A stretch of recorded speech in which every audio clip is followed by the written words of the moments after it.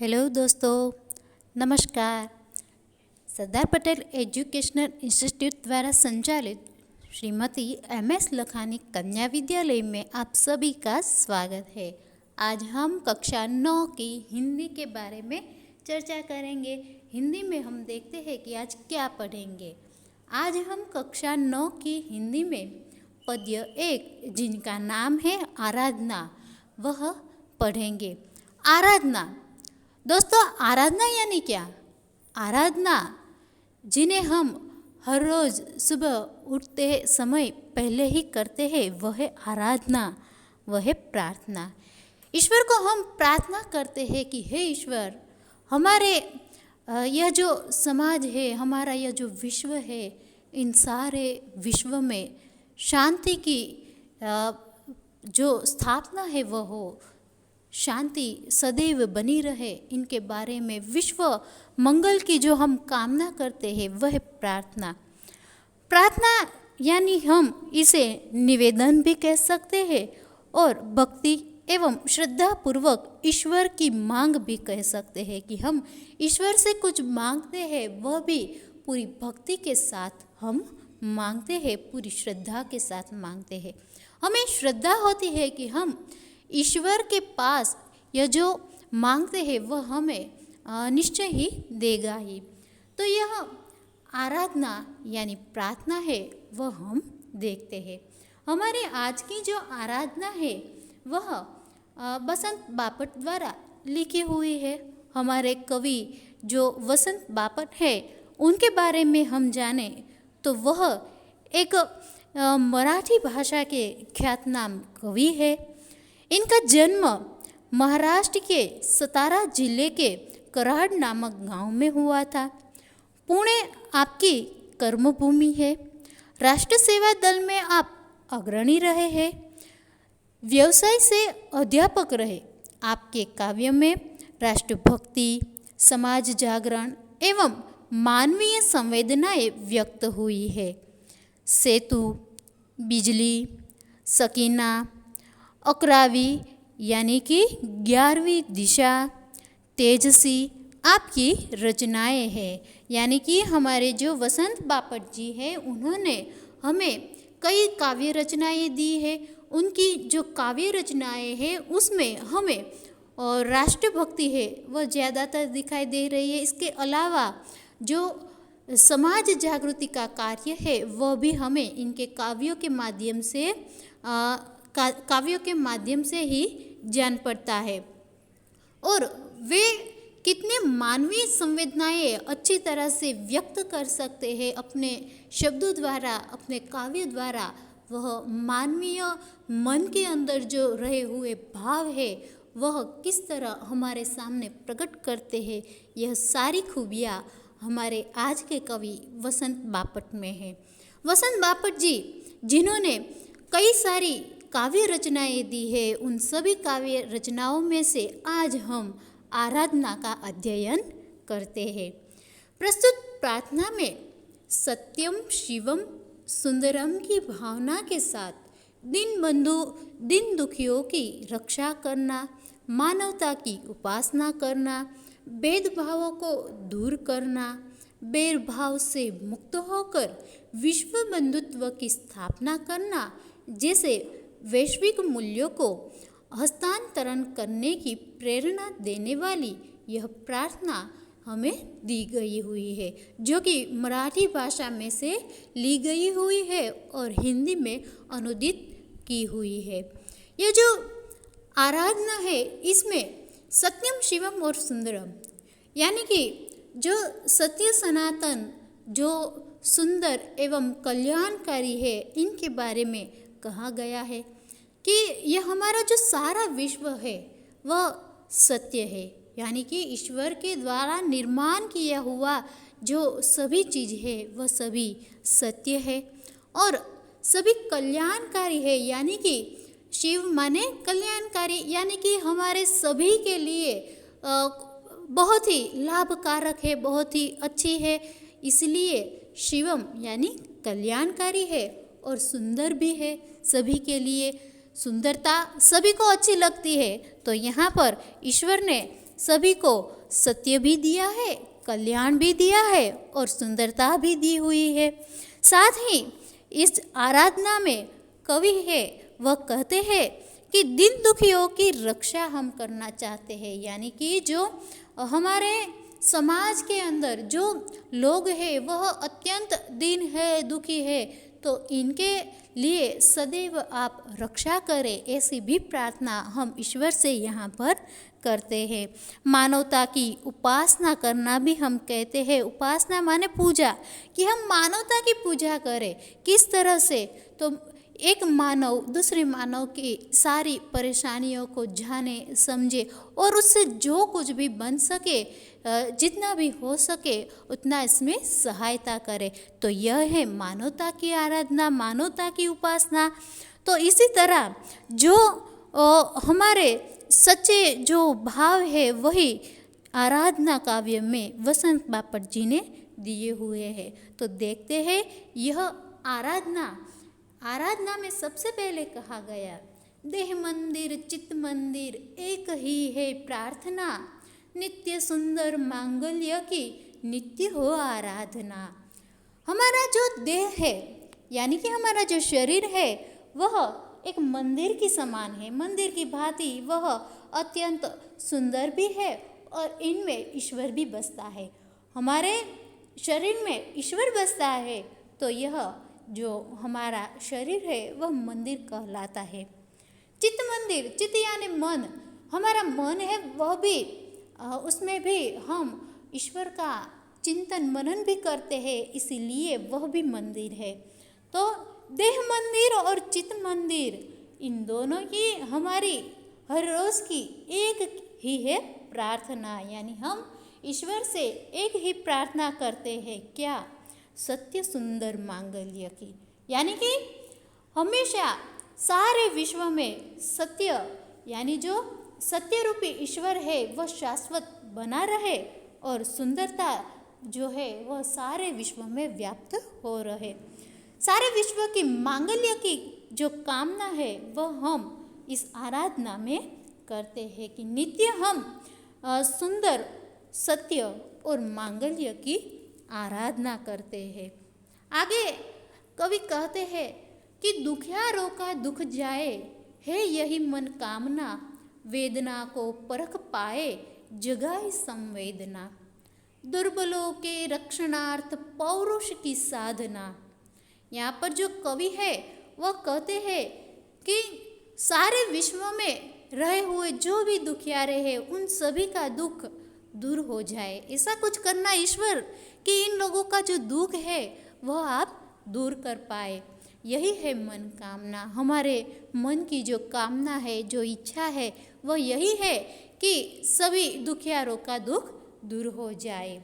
वेदना को परख पाने जगाए संवेदना, यानी कि हमारे हृदय में ऐसी संवेदना जगाना कि हम किसी और की वेदना को परख पाए, समझ पाए, उनकी वेदना को हम समझ पाए और उन्हें जो भी हमारी तरफ से सहायता मिल पाए वह कर पाए। यदि हमारे हृदय में किसी के प्रति संवेदना ही नहीं है तो हम उनकी जो वेदना है वह किस प्रकार परख पाएंगे। इसीलिए हम ईश्वर से यही प्रार्थना करते हैं कि हमारे हृदय में हमेशा संवेदना जगाए रखना, यानी संवेदना के कारण ही हम दूसरों का दुख है वह पहचान पाएंगे। साथ ही कवि कहते हैं कि दुर्बलों के रक्षणार्थ पौरुष की हो साधना, जो दुर्बल है, शक्तिहीन है, उनके रक्षण के लिए हम उनके शक्ति के लिए आपसे साधना करते हैं, आपसे प्रार्थना करते हैं कि उन्हें भी आप शक्ति प्रदान करना, क्योंकि वह भी पौरुषत्व प्राप्त करे, वह भी हिम्मत प्राप्त करे, वह भी आगे कुछ ऐसा साहसिक और शक्तिशाली कार्य कर सके। इसीलिए हम दुर्बल लोगों के लिए भी प्रार्थना करते हैं आपसे। इस प्रकार हमारे वसंत बापट जी है वह ईश्वर से प्रार्थना करते हैं कि सदैव दुखियारों का दुख दूर हो जाए और हमारे हृदय में संवेदनाएं आप जगाए रखना और जो दुर्बल है उन्हें पौरुषत्व की प्राप्ति हो। आगे हमारे कवि है वह कहते हैं कि जीवन में नव तेज हो, अंतरंग में भावना, सुंदरता की आस हो, मानवता की हो उपासना, शौर्य पावे धैर्य पावे यही है अभ्यर्थना। हम अभ्यर्थना करते हैं, यानी हम यह चाह करते हैं, हम ईश्वर से यह आशा रखते हैं कि हे ईश्वर, हमारे जीवन में नव तेज हो, सदैव नवीन जो तेज है वह हमें प्राप्त होता रहे, जिनके कारण हम आगे नया नया कार्य और शक्ति से और ज़्यादा मेहनत से कर पाए। अंतरंग में भावना, यानी हमारे अंतरंग, हमारे मन में आप ऐसे भाव है वह रखे कि हम हमारे जीवन में आगे कुछ नया नया करते ही जाए। सुंदरता की आस हो, मानवता की हो उपासना, यानी आस यानी आशा, भरोसा, सहारा और कामना। हमें सुंदरता की जो आस है वह सदैव हमारे मन में बसी रहे। क्यों? क्योंकि हम सभी और सुंदरता देखना चाहते हैं, सुंदरता को कायम रखना चाहते हैं। तो इनके लिए हमें आशावादी रहना चाहिए। हमारे हृदय में आशा होनी चाहिए कि नहीं, हम अपने देश को सुंदर रखेंगे, अपनी देश की सुंदरता को हम कायम रखेंगे, हम सारे विश्व में सुंदरता को लाएंगे, ऐसा भरोसा हमें अपने आप पर होना चाहिए। ऐसी आस हमारे मन में हो, हम अपने हृदय में यह आस रखकर जिए। मानवता की हो उपासना, हमारे हृदय में ऐसे मानवता, मनुष्यता की जो पहचान है, मनुष्य के दुख को समझ सके, जान पाए, ऐसी जो भावना है उनकी हम उपासना करते हैं, हमें इनकी प्राप्ति हो। यही बात कवि यहाँ पर कहते हैं। हम लोग शौर्य पावे धैर्य पावे यही है अभ्यर्थना। है ईश्वर, हमारी आपसे यही अभ्यर्थना यानी कि अनुरोध, विनती है कि हमें आप शौर्य प्रदान करना, धैर्य प्रदान करना। शौर्य यानी शूरवीरता, धैर्य यानी धीरज। यदि हम कोई भी कार्य करें और शीघ्रता से करेंगे तो वह कार्य है वह निश्चय ही कुछ अच्छा नहीं होएगा, कुछ बिगड़ेगा।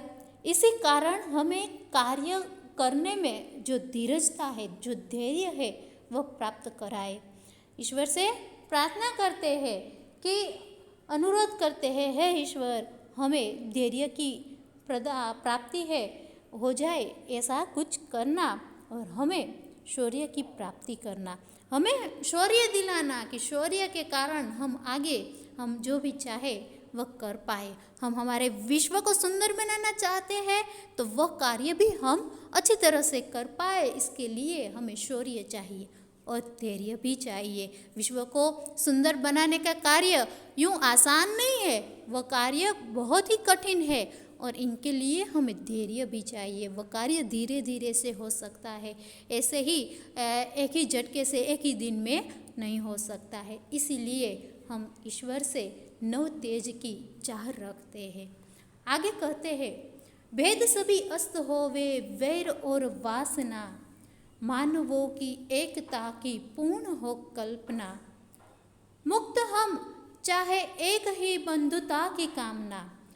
भेद सभी अस्त होवे यानी कि हमारे अतिरिक्त जो एक दूसरे के प्रति जो भेदभाव है वह दूर हो जावे, एवं सभी के दिल में एक दूसरे के लिए जो वैर की वासना, जो वैर की चाह है, जो वैर की कामना है, वह भी अस्त हो जावे, वह भी दूर हो जावे कि हमें किसी से भी कोई भी वैर की भावना है वह नहीं होनी चाहिए। मानवों की एकता की पूर्ण हो कल्पना, सभी मानव में एकता लाई जाए, ऐसी जो कल्पना है वह पूर्ण हो जाए, एकता सभी के हृदय में आए, यही कुछ करना है ईश्वर, ऐसा कुछ आप करना। मुक्त हम चाहे एक ही बंधुता की कामना। ईश्वर, हम मुक्त है, हम जो भी चाहे वो आपसे चाह सकते हैं, लेकिन हम हमारी मुक्ति के कारण हम यही चाहते हैं कि एक ही बंधुता की कामना, यानी हमारा जो विश्व है, विश्व के सारे लोग हैं, वह अपने जो बंधुत्व का भाव है वो अपने हृदय में सदैव रखें, जिनके कारण किसी के मन में कोई भी वैर नहीं होगा, कोई भी भेदभाव नहीं होगा। जो मानव है वह मानव को समझ पाएगा। इसीलिए हमें ऐसे जो भी दुर्विचार है इनसे हमें मुक्त करना, इनसे हमें दूर रखना और हमारे हृदय में जो एकता की भावना है, बंधुत्वता की भावना है, उन्हें कायम रखना। आगे यही है हमारी जो कविता कि जिनमें हमारे कवि वसंत बापट जी ने हमें ईश्वर से जो भी प्रार्थना की है वह हमारे सामने प्रकट की है। वह सदैव ईश्वर से श्रद्धापूर्वक मांगते हैं।